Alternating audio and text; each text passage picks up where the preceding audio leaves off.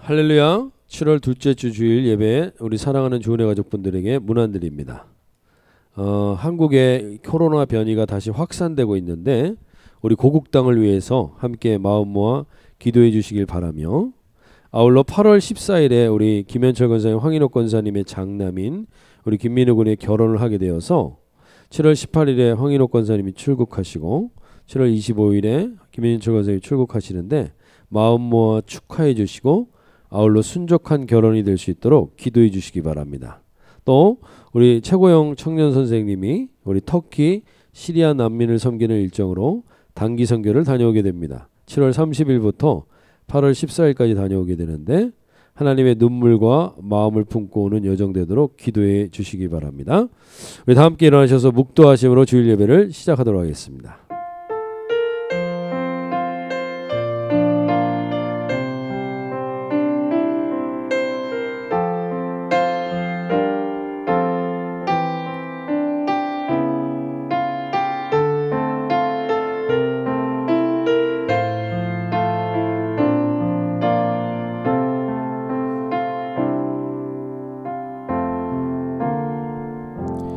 내 영혼아, 내가 어찌하여 낙심하며 어찌하여 내 속에서 불안해하는가? 너는 하나님께 소망을 두라. 나는 그가 나타나 도우심으로 말미암아 내 하나님을 여전히 찬송하리로다. 하나님 아버지, 오늘 예배가 어떠한 상황 가운데서도 하나님께 소망을 두는 예배 되게 하셔서 참된 찬송이 회복되고 하나님의 도우심을 바라고 기대하고 경험하는 예배되게 하여 주시옵소서. 감사드리며 예수님의 이름으로 기도합나이다. 찬송가 270장 변찮는 주님의 사랑과 찬송하시겠습니다. 변찮는 주님의 사랑과 거룩한 보혈의 공로를 우리 다 찬양을 합시다. 주님을 만나볼 때 우리를 깨끗게 한 피는 무궁한 생명의 머리새 생명의 구원을 받은 자 하나님 찬양을 합시다. 예수는 우리를 깨끗게 하시는 주시니 그의 피 우리를 눈보다 더 희게 하시네. 주님의 거룩한 보혈을 날마다 입으로 간증해 담대히 싸우며 나가세. 전국에 들어갈 때 십자가 단단히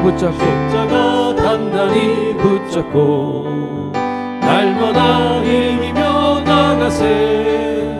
머리에 면류관 쓰고서 주 앞에 찬양할 때까지 예수는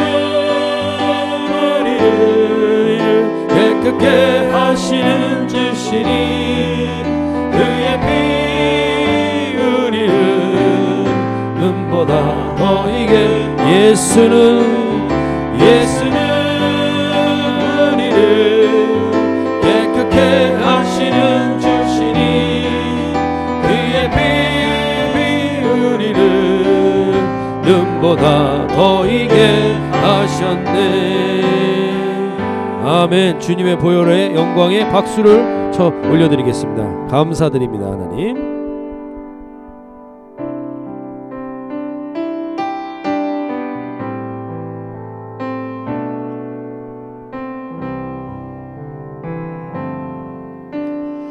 Hide me now under your wings. Come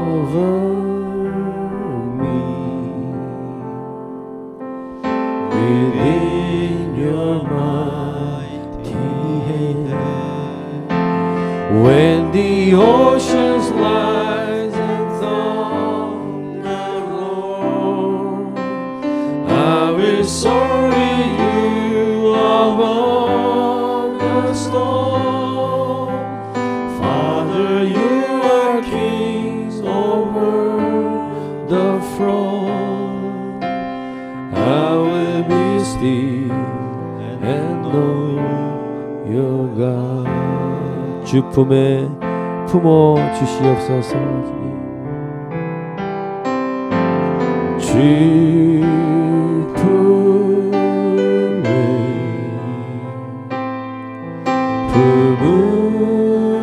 품으소서. 능력에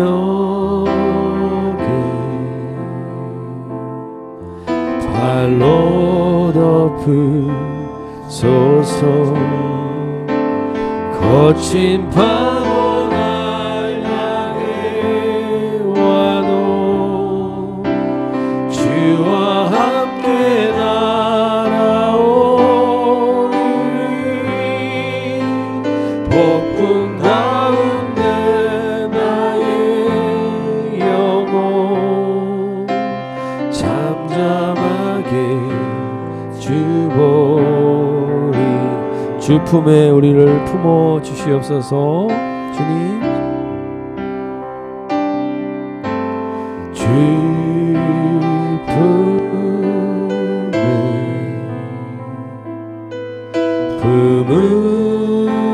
품으소서. 능력에 발로 덮으소서. 거친 파도 날 향해 와도 주와 함께 날아오리.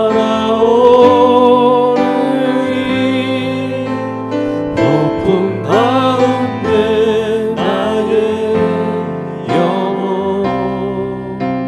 잠잠하게 주보리. 거친 파도 날 향해 와도 주와 함께 날아오리. 폭풍 가운데 나의 영혼 잠잠하게 주보리. 잠잠하게 주보리라. 이제 한번 기도하며 나가실 때, 주님, 이번 한 주간도 우리는 분주하게 살았습니다. 하나님, 그래서 우리 안에 평안이 사라져 있을 수 있고 내 심령에 메마른 부분들이 있습니다. 하나님, 오늘 거친 파도와 싸우며 온 한 사람 한 사람들에게 하나님이 주님이 품어주시고 주님이 안아주시고 주님이 함께 하시는 것을 경험하는 이 예배가 되게 하여 주시옵소서. 더러운 것들이 있다면 씻겨주시고 하나님 정결케 다시금 주밖에 없어 왔사오니 주여 우리를 어루만지시고 임재하셔서 한 가정 한 가정 다 주님이 하나님의 은혜에 품어 주시옵소서. 우리 함께 나와서 한번 기도하며 나가겠습니다. 하나님 아버지, 주님의 보혈로 우리를 깨끗이 씻기시고 정결케 하신 후에 우리를 주님의 뜻대로 이끄셔서 하나님, 우리 한 사람 한 사람들이 주님을 더 온전히 바라보게 하여 주시옵소서. 오 하나님, 이 예배 가운데 있는 심령들마다 지치고 고나고 낙담하고 분주하고 이번 한 주간도 하나님을 온전히 바라보지 못하고 살았던 영혼들지라도 주의 보혈로 오늘 씻기시고 주님의 품에 온전히 우리가 거하는 예배가 될 수 있도록 하나님 이곳에 함께 하시고 주의 은혜 가운데 거하게 하여 주시옵소서. 아버지, 함께 주를 보게 하여 주시옵소서.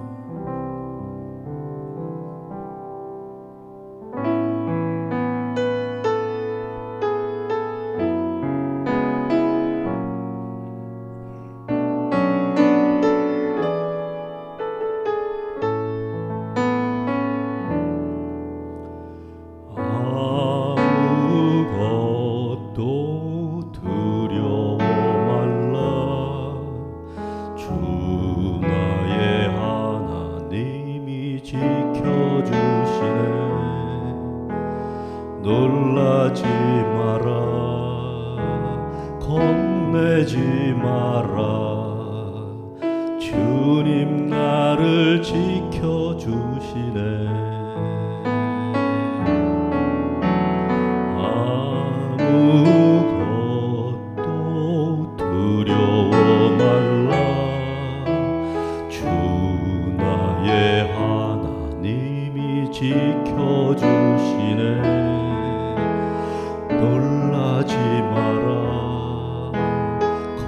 겁내지 마라.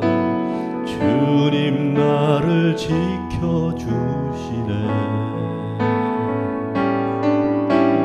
내 맘이 힘에 겨워 지칠지라도 주님 나를 지켜주시네.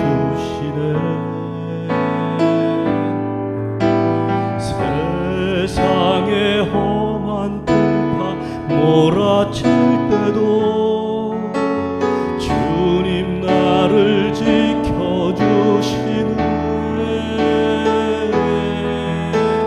주님은 나의 산성,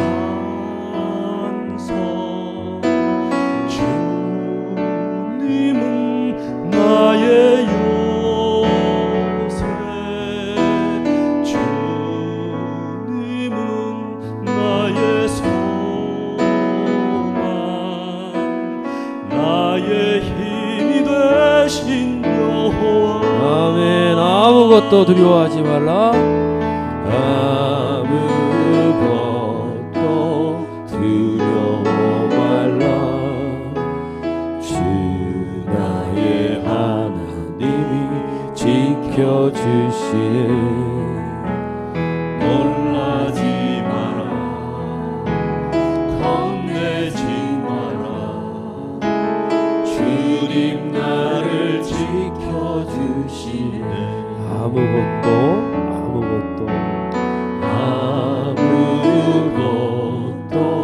두려워 말라. 주 나의 하나님이 지켜주시네. 놀라지 마라. 겁내지 마라. 주님 나를 지켜주시네. 내 맘이 힘에 겨워 지칠지라도 주님 나를 지켜주시네. 세상의 험한 풍파 몰아칠 때도 주님 나를 지켜주시네.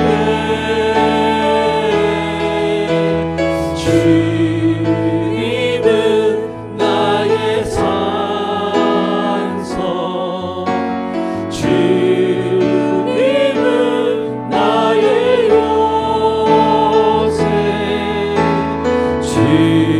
주님은 나의 소망, 나의 힘이 되신 여호와. 내 맘이 힘에 겨워 지칠지라도 내 맘이 힘에 겨워 지칠지라도 주님 나를 지켜주시네.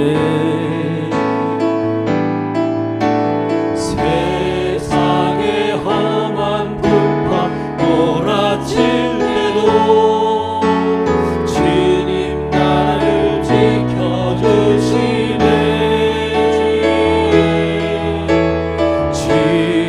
주님은 나의 산성, 주님은 나의 요새, 주님은 나의 소망, 나의 힘이 되신 여호와. 주님은 나의 산성 나의 요새.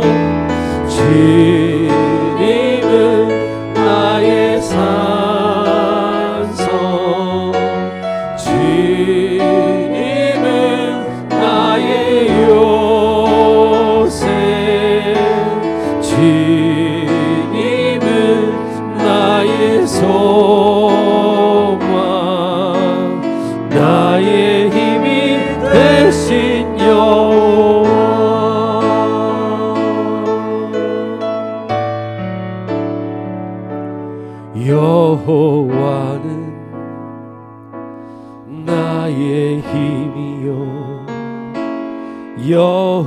여호와는 나의 구원이시니 내가 누구를 두려워하리요.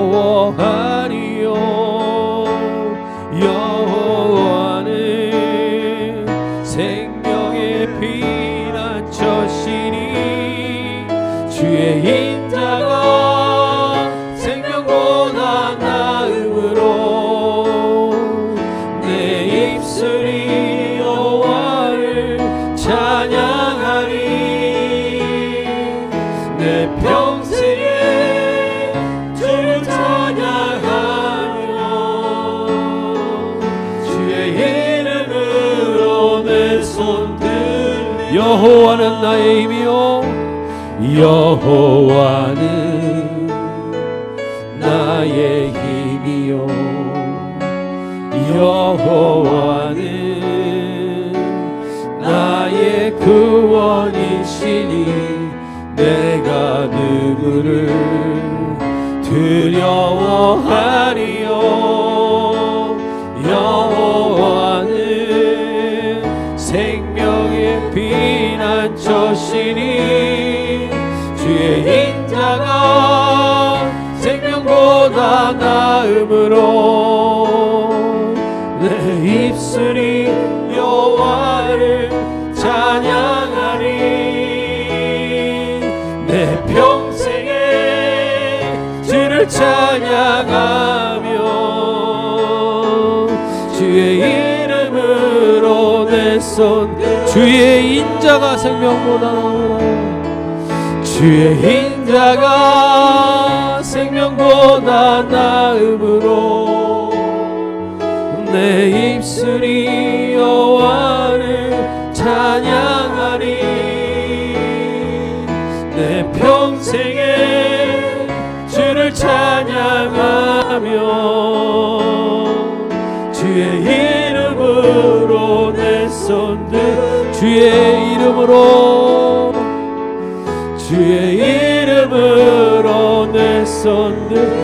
주의 이름으로 권세로 주의 이름으로 내 손 들리라.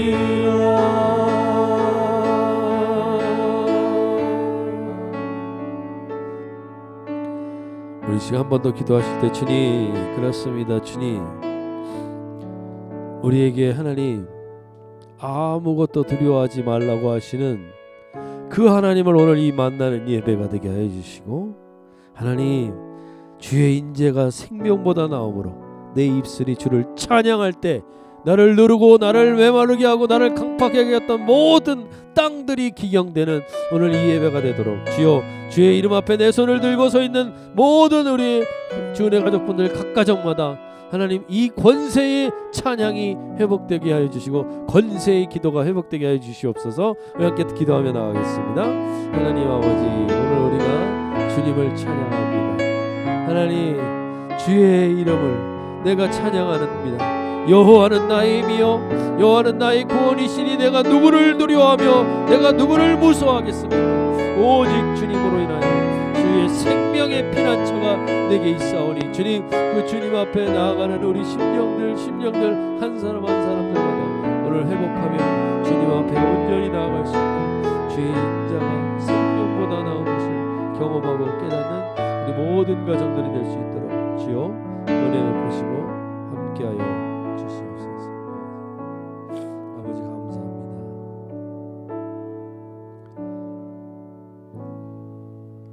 하나님 아버지, 변찮는 주님의 사랑과 그 보혈의 권세를 우리에게 주심을 우리 심령 깊은 곳에서 감사로 찬양을 올려드립니다. 오늘 폭풍 가운데 있는 지체가 있거나 힘에 겨워 지쳐있는 심령, 두려움과 불안과 염려로 서 있는 심령들 가운데 참된 은혜와 소망이 회복되는 예배되게 하여 주시고, 무엇보다도 심령 깊은 곳에서 찬양이 터져나올 때 모든 묶인 것으로부터 자유케 되고 메마른 심령의 땅들이 회복되는 예배되게 하여 주시옵소서. 시간과 물질과 정성을 들이는 모든 가정들마다 평생의 주의 이름으로 승리의 손을 드는 은혜가 있는 예배되게 하여 주시옵소서. 감사드리며 우리 주 예수님의 이름으로 기도합나이다. 아멘.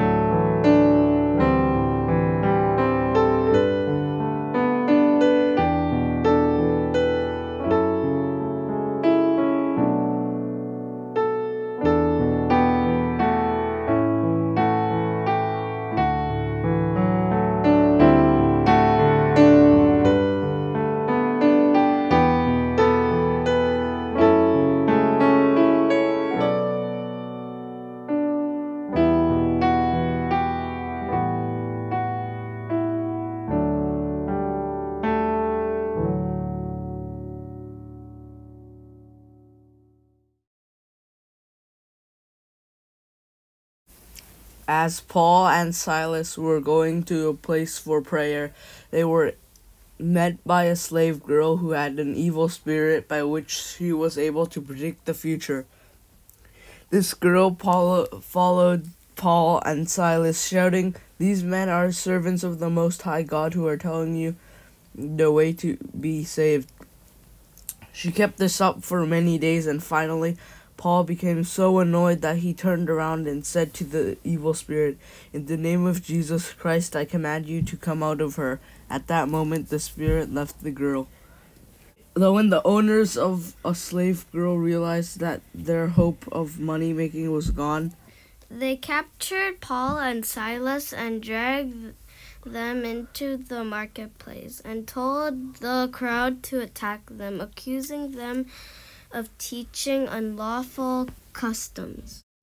And the officials ordered them to be beaten and thrown into jail, which put Paul and Silas in the inner cell and fastened their feet to the stocks. In the midnight, Paul and Silas were praying and praising the Lord, and the other prisoners were listening to them. Suddenly, there was such a violent earthquake that the foundations of the prison were shaken. At once, the prison doors flew open and everyone's chains were broken. As the jailer woke up and saw the prison doors open, he drew his sword and was about to kill himself, for he thought the prisoners had escaped. At the time, however, Paul shouted, "Don't harm yourself. We are all here." Trembling before Paul and Silas, the jailer asked them, "Sir, what must I do to be saved?" They replied, "Believe in the Lord Jesus Christ, then you will be saved, you and your family." When the jailer brought them out to his house, Paul and Silas spoke the word of the Lord to all his family, and all of them were baptized. He was happy and grateful for being saved and believing in God, he and his whole family. As we live day by day, we may face a wide range of troubles and difficulties in our lives. Whenever I face these moments, this scene comes up in my mind and lets me think of how Paul and Silas could pray and praise the Lord when they were in a jail. Hopefully it doesn't happen, but you will certainly find yourself in a difficult and hard situation where no one can help. As Paul and Silas did, many jail-grace others do day by day, you can call out to God with praying and praise the Lord. Even though there is no one who can hear or help, God will save you from the trouble that could feel like being in a jail cell. and help you and your family to truly believe in God. 신실하신 하나님, 오늘 말씀과 같이 바울과 실라가 옥에 갇힌 중에 주님께 기도하며 승리를 선포하며 주님을 올려드리는 찬양을 주님께 올려드렸던 것처럼 우리가 하나님 삶에서의 실패와 좌절 가운데서도 우리가 상황을 보지 않고 보이지 않는 주의 나라를 찬양하며 주님께 승리를 선포하며 영광을 올려드릴 때 우리의 삶의 승리로 임하시는 하나님의 역사를 볼 수 있는 우리 모두가 될 수 있도록 주님 은혜를 베풀어 주시옵소서. 그리하여 하나님 주 예수를 믿으라 그리하면 너와 내 집이 구원을 얻으라 하셨던 말씀처럼 우리가 예수님을 굳건히 믿을 때 하나님 우리의 모든 가족들과 우리 주변의 모든 사람들이 주님께 구원에 이르는 그러한 영광스러운 장면을 볼 수 있도록 주님께서 은혜를 베풀어 주시옵소서. 감사드리며 예수님의 이름으로 기도드립니다. 아멘.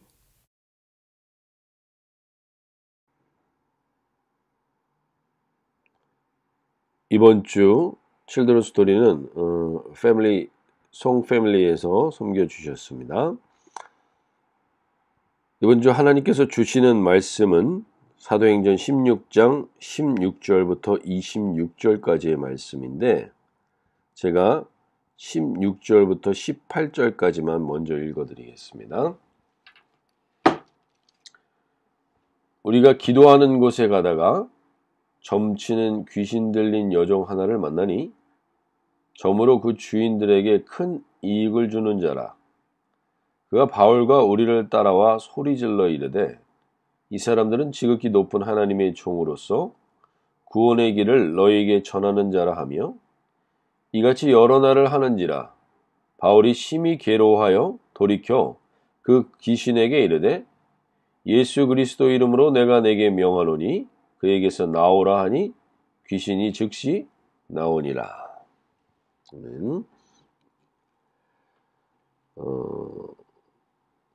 제가 전에 섬겼던 그레이스 한인교회에서 영성 훈련을 섬기기 위해서 에드먼튼에 갔다가 밴쿠버로 돌아오는데 날씨가 참 안 좋았습니다. 그래서 짙은 먹구름 속에서 비행기가 출발하냐 안 하냐 계속 왔다 갔다 했는데 결국 비행기가 출발하게 되었고 근데 그 비행기가 기체가 엄청나게 흔들렸습니다. 개인적으로는 그 죽음에 대한 생각도 해보는 시간이었습니다. 이렇게 죽을 수도 있고 그럼 죽을 때 어떤 모습으로 죽어야 하는가 그런 생각도 해보는 시간이었습니다. 그렇게 심하게 흔들리던 비행기가 이제 그 먹구름을 뚫고서요 비행이 안정화되었을 때 창밖으로 이런 풍경이 보였습니다.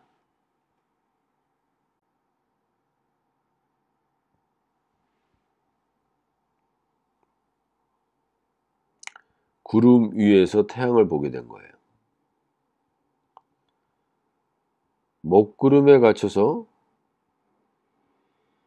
태양이 보이지 않았지만 그 먹구름을 뚫고 나서 본 태양은 햇빛은 참으로 아름다웠습니다. 먹구름에 막혀서 보이지 않는 것이었지 태양이 없었던 것이 아니고 언제나 그 자리에 있었던 거죠. 오늘 이 예배 가운데 하나님을 믿고 그분을 따라가는데 그분이 안 계신 것 같고 짙은 먹구름이 드리워 답답하신 분들이 있으십니까? 막혀있고 풀리지 않는 무엇인가가 있는 것 같습니까? 인내의 한계가 오시는 분이 계십니까? 하나님이 내 상황을 모르시는 것 같은 억울함 가운데 계시는 분들이 계십니까? 보이지 않는다고 태양이 없는 것이 아닌 것처럼 여전히 구름 위에서 그 빛을 비추고 있었던 것처럼 당장 내 눈앞에 보이는 현실에 하나님이 없는 것 같다고 그 하나님을 부정하고 불평하지 마시고 하나님은 여전히 그 자리에 계십니다. 그 먹구름이 거치거나 그 먹구름을 통과하고 나면 여전히 그 자리에 있는 빛을 보게 될 것입니다. 이 빛을 보게 될 때 참으로 아름다움과 평안함을 경험하게 됩니다. 오늘 답답한 이 심령이 있는 한 분 한 분들 가운데 이 빛이 임하는 예배 되시기를, 먹구름 낀 심령에 이 빛이 임하는 예배 되시기를 간절히 소원합니다. 오늘 사도 바울의 복음의 여정에 먹구름이 덮이는 장면이 나옵니다. 사도행전 16장 16절, 우리가 기도하는 곳에 가다가 점치는 귀신 들린 여종 하나를 만나니 점으로 그 주인에게 큰 이익을 주는 자라. 지금 우리라는 말에는 사도 바울과 실라 그리고 디모데와 누가 4명을 지칭하는 말이라고 할 수 있습니다. 우리가 기도하는 곳으로 갑니다. 기도하는 곳으로 찾다가 루디아를 만났고, 기도하는 곳을 찾으러 가다가 이번에는 점치는 여인을 만나게 됩니다. 기도는 반드시 만남을 가져오게 됩니다. 그런데 이 만남은 루디아와의 만남처럼 복음의 갈급한 만남이 아니라 복음을 대항하는 만남을 가지게 됩니다. 귀신 들린 여인이 점을 쳐서 그 주인들에게 큰 이익을 주는 자라고 얘기합니다.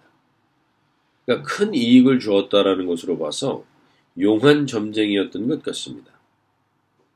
그런데 그 여인이 용하지만 그 여인도 누군가에게 착취당하고 속박당하고 있다는 겁니다. 주인이 따로 있다는 것이죠. 점치는 사람은 다 귀신 들린 것이냐 그러면 진짜 신접했다면 그럴 수 있습니다. 무언가의 영에 사로잡혀 있는 것이니까 점치는 일을 쉽게 생각하지 마시기 바랍니다. 점을 친다는 것은 그 영에 내가 문을 연다는 겁니다. 그래서 이 점을 치는 일을 쉽게 생각하시면 안 됩니다.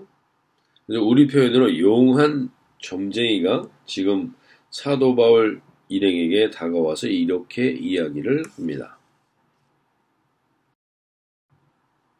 사도행전 16장 17절인데요. 그가 바울과 우리를 따라와 소리질러 이르되 이 사람들은 지극히 높은 하나님의 종으로서 구원의 길을 너희에게 전하는 자라 하며, 이 귀신 들린 여인이 지극히 신앙적인 이야기를 하는 것 같습니다. 지극히 높으신 하나님의 종, 그리고 믿음을 고백하는 것 같습니다. 구원의 길을 너희에게 전하는 자라 하며. 그러나 이 원어적인 의미를 살펴보면요, 지극히 높은 하나님이라는 이 휩시스토스 데오스라는 말은 하나님을 일컫기보다는 그리스 로마 문화에서 가장 높은 신, 그리스 로마 문화에서 가장 높은 신 제우스를 떠올리게 하는 겁니다. 제우스의 종들이라고 말하는 것입니다. 그래서 오히려 이 여인의 고백 때문에 복음에 방해가 있는 것입니다. 주의 바른 길을 굽게 하는 방해를 계속하는 것이죠. 그리고 이 여인이 나름 신령한 여인이었기 때문에 사람들에게 알게 모르게 큰 영향을 미치는 사람이었을 것입니다. 그래서 계속적으로 복음 전파에 방해가 됩니다. 그러자 사도 바울이 이렇게 행동합니다. 이같이 여러 날을 하는지라 바울이 심히 괴로워하여 돌이켜 그 귀신에게 이르되 예수 그리스도의 이름으로 내가 네게 명하노니 그에게서 나오라 하니 귀신이 즉시 나오니라. 여러 날 계속되었다는 것으로 봐서 계속적인 방해가 있었기에 바울이 심히 괴로워했다는 표현에서 대략 2가지를 기록한 것 같습니다. 첫 번째는 자신들이 전할 복음을 왜곡시키는 것에 대한 괴로움입니다. 제우스의 종으로 착각하게 만드는 고백, 아까 말씀드렸던 것처럼 이 여인은 나름 신령한 사람이었기에 사람들이 이 여자의 말에 영향을 받고 있어서 복음이 전해지는 것이 방해되고 있었던 겁니다. 그래서 괴롭습니다. 심히. 두 번째는 귀신에 사로잡혀 있는 이 여인에 대한 안타까움이었을 수 있습니다. 나름 신령한 부분이 있어서 수익과 이익을 많이 내었던 사람이기 때문에 그 주인들은 이 여인이 힘들던 어렵던 상관없이 그 수익만 내면 되는 그 사람들에게 착취당하고 있는 그 여인의 모습이 안타까웠을 수 있습니다. 그런 이 여인의 인생이 가련하지만 이 귀신이 떠나갔을 때 그 주인들이 보일 반응도 예상할 수 있었기 때문에 그것 때문에 또한 심히 괴로웠을 수도 있습니다. 그럼에도 불구하고 사도 바울은 예수 그리스도의 이름으로 사로잡힌 귀신을 내어 쫓게 됩니다. 사도 바울과 그 일행이 한 일은 이 귀신 들린 여인을 안타깝게 여겨서 귀신을 내어 쫓은 것인데 그 이후에 이런 상황이 펼쳐집니다.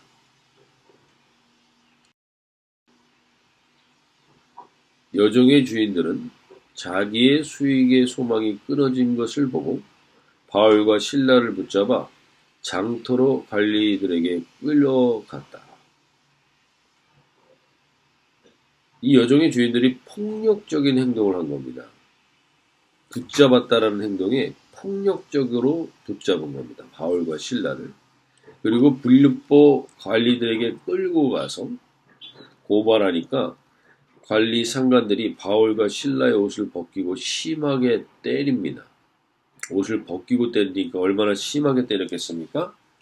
그리고 깊은 옥에 가두어서 지키게 하고 감옥을 지키는 간수에게 명해서 발에 착고를 채워서 제대로 움직이지 못하게 합니다. 바울과 실라가 한 일이 무엇인가요? 복음을 전하고 귀신 들린 여인의 귀신을 떠나가게 했을 뿐인데 죽기 일보 직전까지 맞아서 몸이 성한 곳이 없게 되고 그 상황에 착고까지 채워져 있어서 제대로 움직일 수도 쉴 수도 없게 된 것입니다. 예수 그리스도의 이름으로 그 뜻대로 행했을 뿐인데 엄청난 곤욕을 치르고 감옥에 갇힌 것입니다. 그럼 순간 우리에게 예수 그리스도를 믿는 것이 이렇게 힘든 것인가? 마음의 요동이 생길 수도 있습니다. 그러나 예수님을 믿고 따르는 삶이 힘든 것이기 이전에 우리가 먼저 생각해야 할 것은요. 악하고 대적하는 세력들이 있기 때문에 힘들다는 겁니다. 그 사실이 먼저 아셔야 되는 거예요. 악한 세력은요. 사람을 사람으로 보지 않아요. 사람을 무엇으로 봅니까? 수익으로 봅니다. 수익. 이 사람을 수익으로 보는 사고방식을 가진 악한 사람들은 그 악한 사람들끼리의 네트워크를 가지고 있습니다. 잘 보시면요. 이 귀신 들린 여종은 예수님을 따르는 사람은 아니었지 않습니까? 그런데 그는 편한 삶을 살았습니까? 예수님을 따르지 않았기 때문에 편한 삶을 살았나요? 아니요. 오히려 자신을 수익을 내는 도구로 이용하는 주인들에게 착취되는 삶을 살았어요. 예수님을 따르는 삶은 힘들어. 그리스도인으로 살아간다는 것은 힘들어. 네, 맞습니다. 그렇죠? 쉽지 않죠. 그러면 그리스도를 따르지 않는 삶은 쉬운가요? 또 다른 것에 지배당하고 또 다른 것에 착취당하는 것입니다.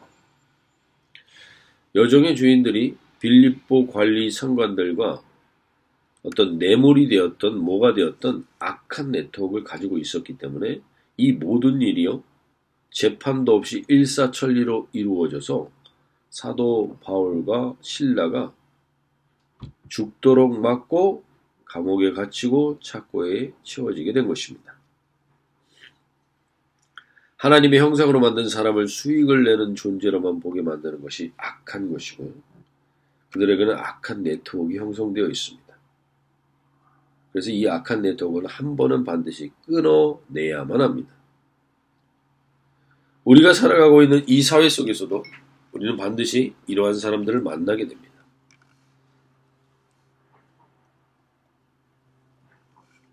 이민 초기에 만났던 사업 중에 만났던 사람을 돈 이상도 돈 이하로도 보지 않는 네트워크는 사회에 깊숙이 자리 잡고 있습니다. 그리고 우리는 이런 사람들의 한 번쯤은 다 이용을 당해봤을 것입니다.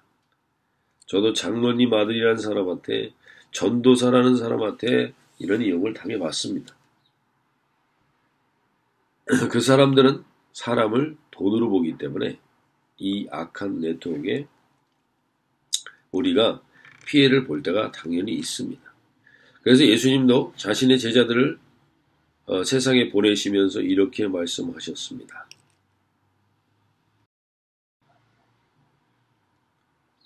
보라, 내가 너희를 보냄이 양을 이리 가운데 보낸 것 같도다.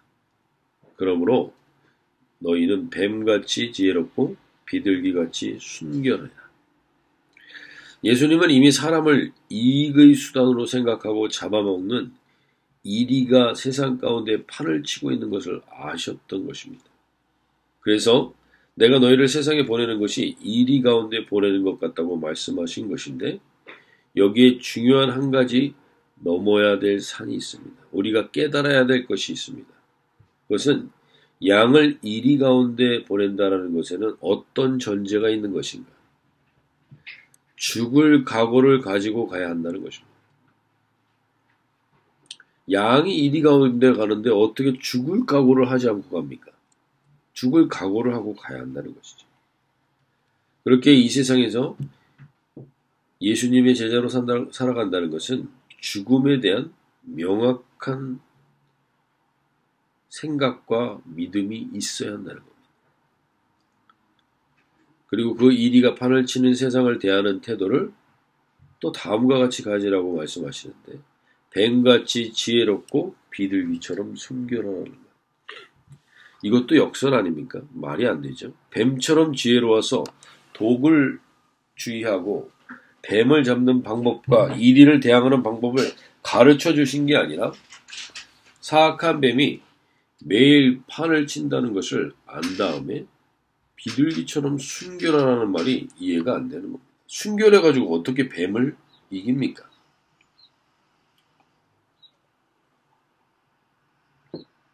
근데 오늘 본문에서 뱀같이 지혜롭고 비둘기같이 순결하여서 사악한 세상을 이기는 방식을 하나님이 사도 바울과 실라를 통해서 우리에게 소개해주고 계십니다.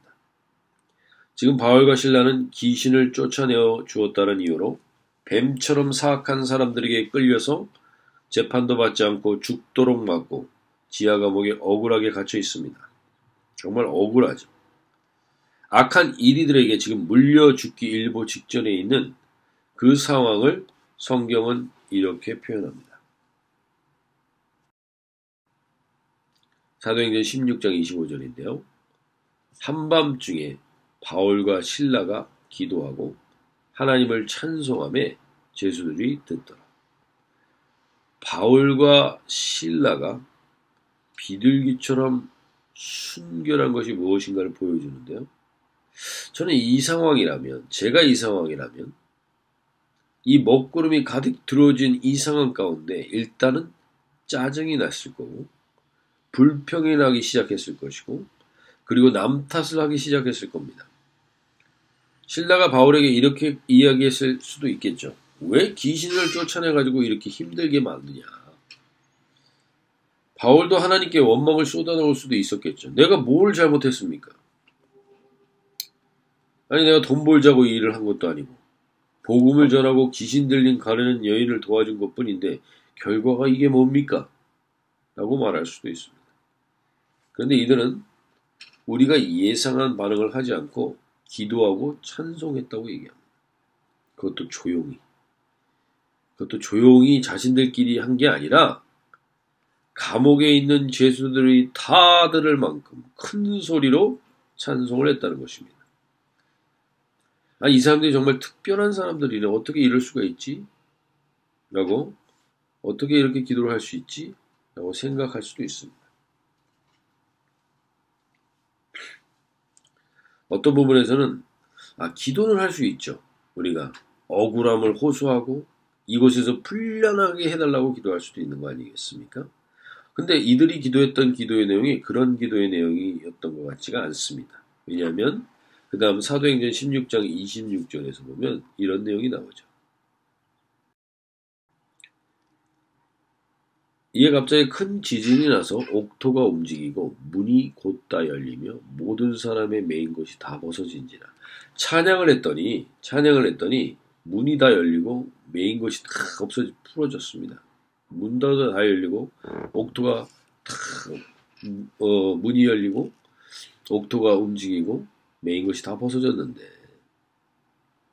그 다음에 그들이 한 행동을 보면 먼저 간수가 이런 행동을 하죠.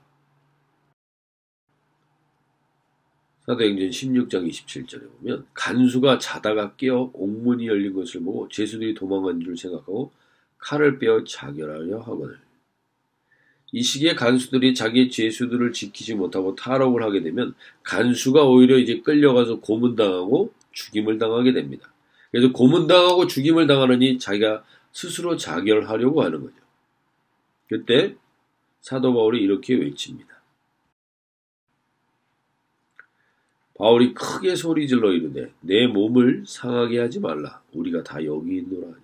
다 여기 있노라. 뭐예요? 나가지 않았단 얘기예요. 옥문이 열리고 메인 것이 다 벗어졌는데 그럼 감옥에서 나가라는 사인 아닙니까? 근데 나가지 않습니다. 그리고 자결하려는 간수를 살려줍니다. 즉 이들이 무엇을 기도한 것일까? 감옥에서 나가게 해달라는 기도를 했다는 게 하지 않은 것입니다. 제가 지난 주간에 어떤 기도 모임을 가지면서 사도행전을 같이 나눴는데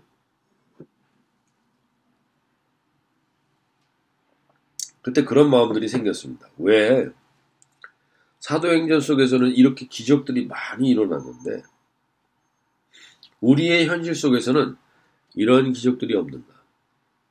저도 그런 아쉬움이 있었습니다. 근데 오늘 본문을 다시 묵상해 보면서 그런 기적에 대해서 다시 한번 묵상해 보게 됐습니다. 기적이 뭡니까? 기적. 성경은 이렇게 표현하죠. 미라클, 그것은 성경이 아니라 사전적으로 이렇게 표현합니다. 상식으로는 생각할 수 없는 기이한 일입니다. 상식으로는 생각할 수 없는 기이한 일이 기적이에요. 그리고 두 번째가 신에 의해서 행해졌다고 믿어지는 초자연적인 현상이라는 거예요. 그러니까 기적이라는 이 단어의 첫 번째 뜻은 뭐냐면 상식으로는 생각할 수 없는 기이한 일이 기적이에요. 지금 상식적으로 우리가 지금 바울과 실라의 상황은 어떤 상황입니까? 짜증을 내고 남 탓을 하는 게 당연한 상황이죠. 그런데 상식으로는 생각할 수 없는 기이한 일을 그들이 한 것이 무엇입니까? 그것이 사도행전 16장 25절에 다시 한번 보시면 한밤중에 바울과 실라가 기도하고 하나님을 찬송하며 죄수들이 듣더라. 찬송을 했습니다. 이것은 상식으로는 생각할 수 없는 기이한 일을 한 겁니다. 즉 기적은 옥문이 열리고 메인게 벗어지고 그리고 감옥문이 열리는 그 기적 이전에 찬송할 수 없는 상황 속에서 찬송을 하는 기적을 통해서 모든 매이고 닫힌 것이 열리는 기적이 일어났다는 겁니다. 상식적으로는 찬양을 할 수가 없는데 그 상황에서 찬양을 하니까 그 기적을 통해서 다른 기적이 이루어진 겁니다.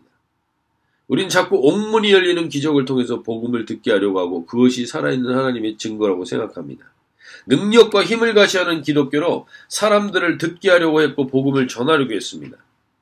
그러나 그로 인해서 지금 우리는 많은 부작용을 경험하고 있습니다. 그러나 정작 불평과 불만과 남탓과 원망의 소리를 해야 될 곳에서 찬양의 소리를 상식적으로 생각할 수 없는 기이한 일로 찬양을 하니까 그 찬양의 소리에 더 많은 사람들이 귀를 열게 됩니다. 오늘 마지막 표현에서 죄수들이 듣더라. 제수들이 들었다는 겁니다. 이 기적을 먼저 맛보게 된 겁니다. 제수들이 언제 듣게 되는 겁니다. 제수는 옥문이 열리는 기적 이전에 감옥에 갇혀서도 불평, 불만, 짜증, 남 탓을 하지 않고 찬송하는 기적의 소리를 더 먼저 더 귀 기울여 드렸다는 것입니다.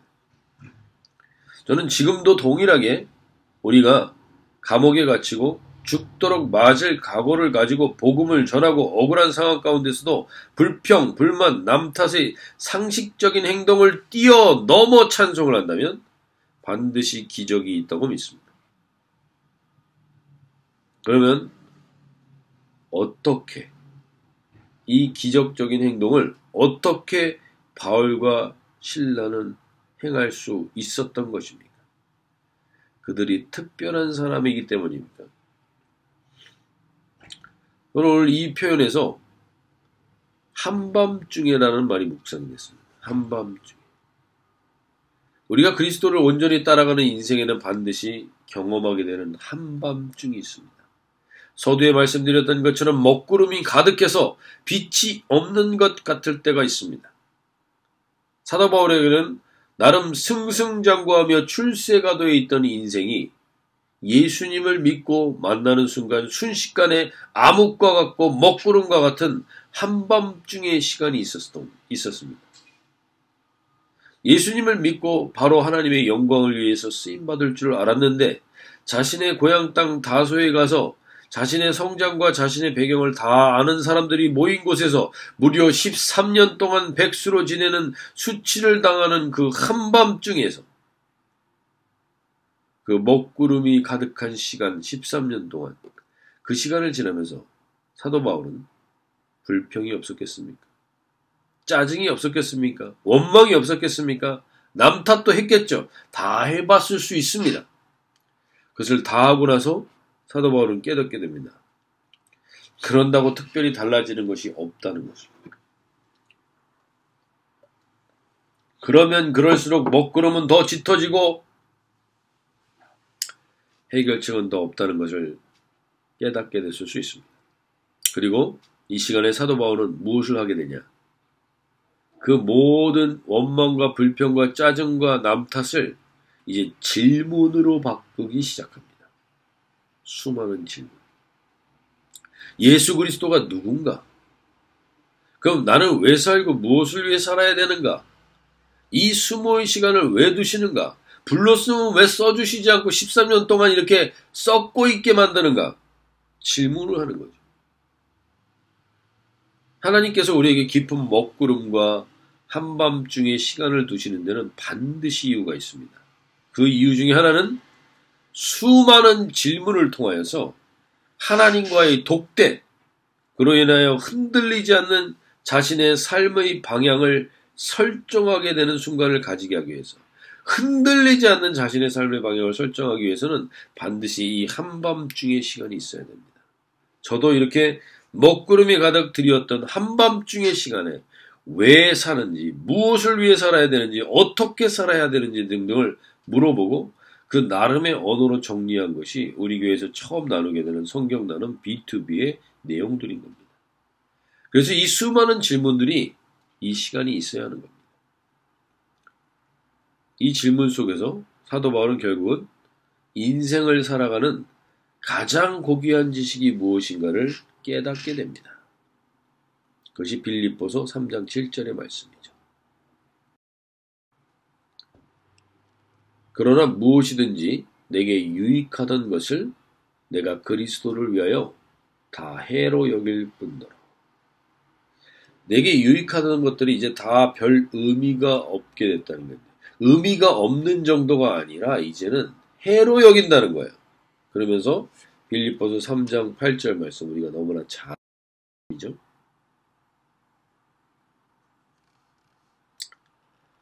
그뿐만 아니라 내 주 예수 그리스도를 아는 지식이 가장 고귀함으로 가장 고귀한 지식을 깨닫게 됐다는 겁니다. 내가 그 수많은 질문들을 통해서 내가 알게 됐다는 겁니다. 예수 그리스도가 가장 고귀한 지식이라는 거예요. 나는 그 밖에 모든 것을 해로 여깁니다. 나는 그리스도 때문에 모든 것을 잃었고 그 모든 것을 오물로 여깁니다.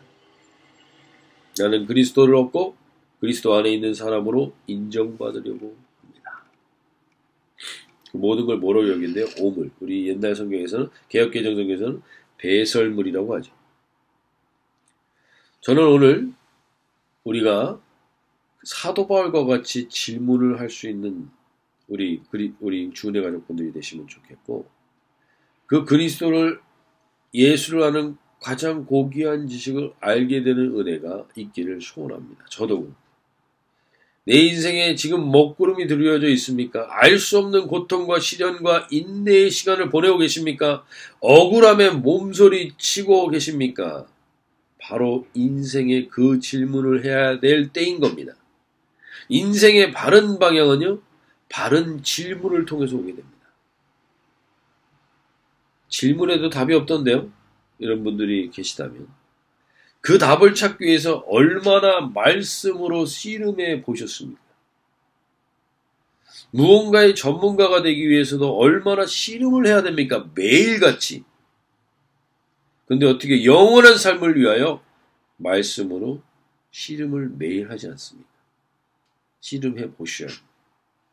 그러면 반드시 그 질문에 대한 답을 얻게 되는 겁니다.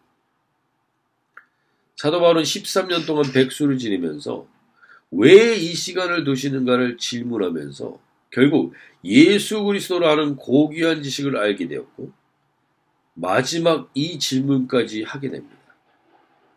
우리가 무엇보다도 이 죽음에 대한 질문을 해야만 합니다. 그래야 온전한 깨달음으로의 자리에 서는 그리스도인들이 될 수 있습니다. 그래서 오늘 우리도 인생의 가장 아주 중요한 질문을 좀 해보기를 원하는 겁니다. 죽음이 무엇이며 어떤 죽음을 맞이하기를 원하는지. 이것은 대단히 중요한 질문입니다. 우리는 죽음이라는 주제를 회피하거나 알 수 없는 세계라고 생각할 수 있는지 모르지만 이 죽음에 대한 정확한 해석을 말씀을 통해서 가져야만 우리는 한밤중에 감옥 속에서도 찬양을 하는 기적을 가져올 수 있고, 비둘기처럼 순결하여 뱀이 판을 치는 세상에서 이 세상을 다스릴 수 있는 비결이 거기에 있음도 알게 되는 겁니다. 사도 바울은 예수 그리스도를 믿는 사람들에게 죽음은 부활의 능력을 깨닫는 영광스러운 소망이라는 것을 수많은 질문 속에서 찾아가게 됩니다. 빌립보서 3장에서 우리는 대부분 배설물로 여기는 이 본문은 잘 알고 있는데, 그 다음에 이 더 중요한 이 내용을 잘 안 읽을 때가 많습니다. 사실 이 고상한 지식의 클라이막스는요, 죽음에 대한 질문과 답을 갖게 되는 겁니다. 그래서 빌립보서 3장 10절에서 이렇게 이야기합니다.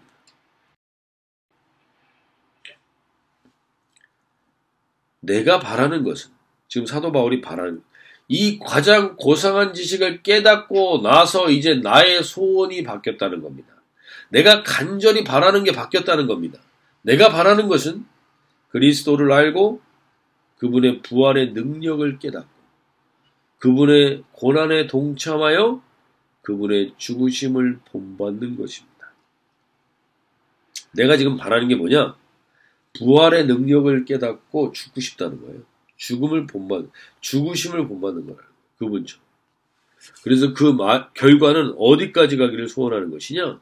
3장 11절에서 자신의 가장 큰 소원을 이렇게 얘기하죠. 그리하여 나는 어떻게 해서든지 죽은 사람들 가운데서 살아나는 부활에 이르고 싶습니다. 자, 오늘 사도 바울은 자신의 간절한 소원이 무엇인지를 깨닫게 됩니다. 요즘 부활에 이르고 싶은 것입니다. 어떻게 이것을 소원으로 가질 수 있지? 라는 생각할 수 있습니다. 그러나 잘 돌아보십시오. 우리가 이 땅에서 잘 먹고 잘 사는 것은 어차피 다 배설물로 끝나지 않습니까? 이런 표현 죄송하지만 먹고 싸다 끝나는 인생인 겁니다. 그것보다 그는 죽음과 부활에 대한 강력한 확신으로 서 있었기에 그는 죽음을 두려워하지 않는 한밤중에도 죽도록 맞고도 찬양의 기도로서는 기적을 행하는 겁니다. 그리고 사도 바울은 아마도 죽음에 대한 이 준비를 이미 13년 전부터 준비해 왔는지도 모르겠습니다. 저는 오늘 말씀을 나누면서 우리가 우리의 마지막 모습에 대해서 한번 지금부터 그림을 그려보실 수 있었으면 좋겠습니다. 사도 바울과 실라는 지금 감옥이 떠나가라고 찬양을 한 이유가 이 자리에서 죽을 수 있는 자리라고 생각한 겁니다. 내가 죽을 거라면 찬양하다가 죽음 이후 부활에 이르고 싶다는 거예요. 그래서 찬양을 이렇게 한 거예요. 마지막 내가 모습이라면, 내가 오늘이 마지막이라면 이런 찬양을 하다 가겠다. 죽음을 통과한 부활을 소원하는 이 찬양은요, 우리를 모든 매인 것과 다친 것으로부터 자유케 해줄 것입니다. 오늘 이 예배 가운데 있는 모든 우리 주은혜 가족분들에게 이 죽음에 대한 질문과 자신의 마지막 모습에 대한 준비를 하는 우리가 되길 원합니다. 난 이런 모습으로 마지막을 마무리하고 싶어. 이런 소원을 좀 가져보셨으면 좋겠어요. 찬양을 가지고 찬양으로 마무리하는 인생이 되시기를 축원합니다. 저는 오늘 다시금 나의 마지막 모습에 대한 바람과 소원을 다시 가지게 됩니다. 전에 우리가 조영택 목사님의 마지막 모습을 보면서 믿는 자의 마지막 모습에 대한 소원을 가지게 되지 않았습니까? 이런 죽음에 대한 소원을 가지고 사시면 기적이 상식이 되는 인생을 살 수 있게 되는 겁니다. 모든 매인 것으로부터 자유케 되고 붙들린 것으로부터 막 갇혀있는 것으로부터 자유케 되는 그러한 은혜가 이 죽음을 소원하며 죽음을 통과한 부활을 소원하는 찬양을 통해서 우리에게 일어나게 된다는 겁니다. 동시에 우리는 지금 이 한밤중과 같은 우리 교회도 반드시 질문을 해야 될 때입니다. 하나님은 우리 교회를 왜 세우셨는지, 무엇을 위해서 어떻게 쓰임받기를 원하시는지 여기에 계속 깨어서 계속 질문하다 보면 우리는 또 이런 부활의 권세로 우리 교회가 세워지게 될 줄로 믿습니다. 오늘 이 예배 가운데 짙은 먹구름과 같은 현실, 감옥에 갇히고 착고에 매인 것 같은 분들 있습니까? 이분들에게 오늘 죽음을 통과한 부활의 찬양을 가지고 설 수 있길 바랍니다. 우리 어떤 모습으로 마지막 마치시길 원합니까? 내 인생 어떻게 마치시길 원하십니까? 그것을 오늘 그림 그려보시고 소원하셔서 우리가 그 인생이 찬양으로 마무리될 때 모든 매이고 다치고 우리 묶여있는 것으로부터 자유케 되는 그러한 은혜가 있게 될 줄로 믿습니다. 그것을 소원하는 우리 모든 주은혜 가족분들 되시길 소원합니다. 이번 한 주간 이 말씀 붙들고 사시길 원합니다. 빌립보서 3장 10절 11절인데 내가 바라는 것은 그리스도를 알고 그분의 부활의 능력을 깨닫고 그분의 고난에 동참하여 그분의 죽으심을 본받는 것입니다. 그리하여 나는 어떻게 해서든지 죽은 사람들 가운데서 살아나는 부활에 이르고 싶습니다. 아멘. 이번 한 주간 우리 이 말씀을 묵상하면서 죽음을 뛰어넘는 찬양의 권세로 살아가심으로 인해서 모든 묶여있는 것들과 결박들로부터 자유케 되고 주님의 승리의 손을 올리는 우리 자유케 된 은혜의 찬양을 고백하는 우리 모든 주은혜 가족분들 되시길 소원합니다. 기도하며 찬양하며 나가겠습니다.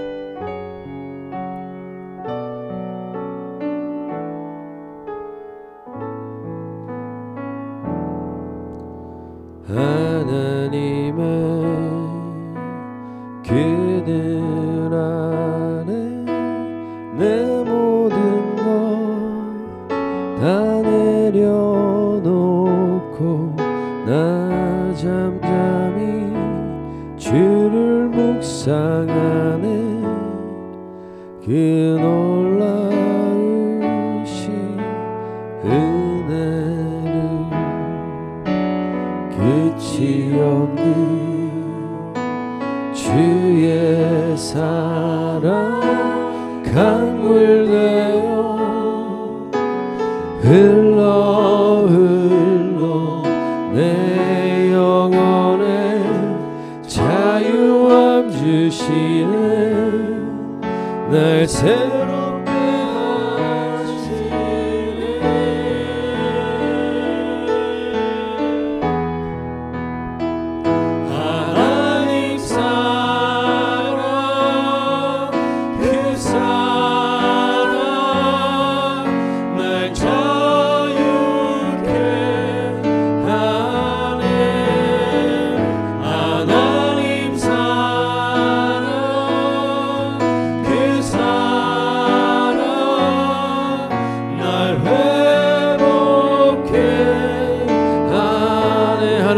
그늘 아래 모든 것 내려놓습니다. 하나님의 그늘 아래 내 모든 것 다 내려놓고 나 잠잠히 주를 묵상하네. 그 놀라우신 은혜를 끝이 없는 주의 사랑 강물 되어 흘러 흘러 내 영혼에 자유함 주시네. 날 새롭게 하시네.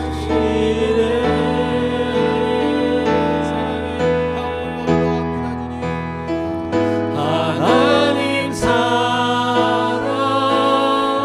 그 사랑 날 자유케 하네.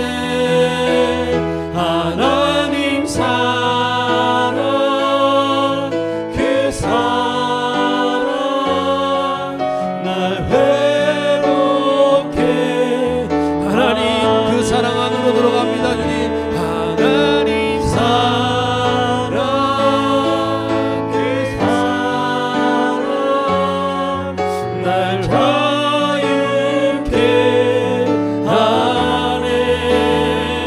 하나님 사랑 그 사랑 날 회복.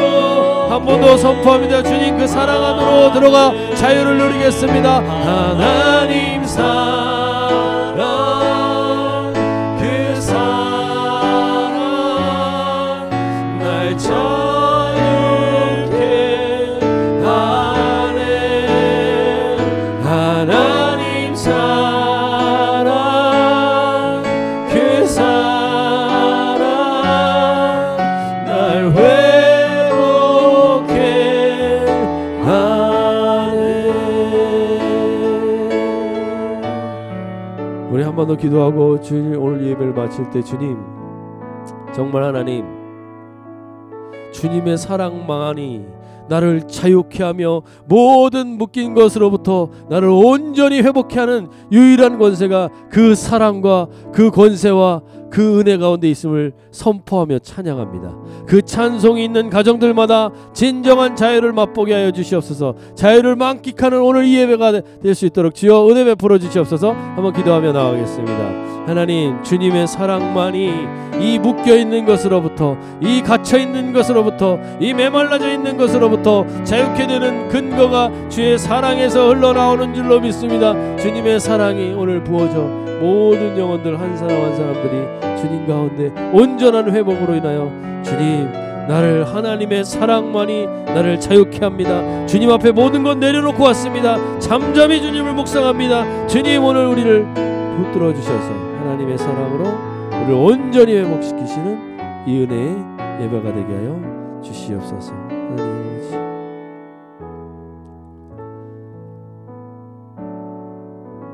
하나님 아버지 우리는 성경을 보면서 이 사람들은 특별했기 때문에 이런 일을 했을 거라고 생각하며 우리의 부족함을 합리화할 때가 많습니다.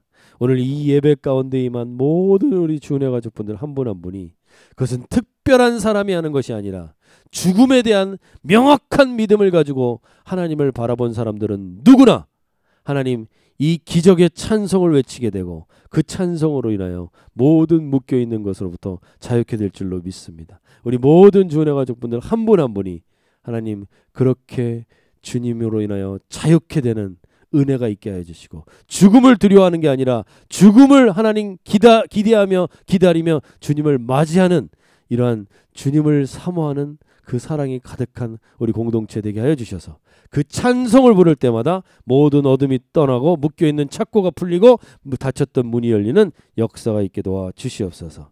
이제는 우리 주 예수 그리스도의 구속의 은혜와 하나님 아버지의 지극하신 사랑하심과 성령 하나님의 교제하시며 인도하시며 기름 부으시는 복이 주님 온전히 죽음을 통한 소망을 가진, 죽음에 대한 소망을 가지고 하나님 바울처럼, 하나님 실라처럼 그렇게 살아가기를 원하는 모든 우리 주은혜 가족분들 위해 이제로부터 영원토록 함께 하시기를 간절히 축원하옵나이다.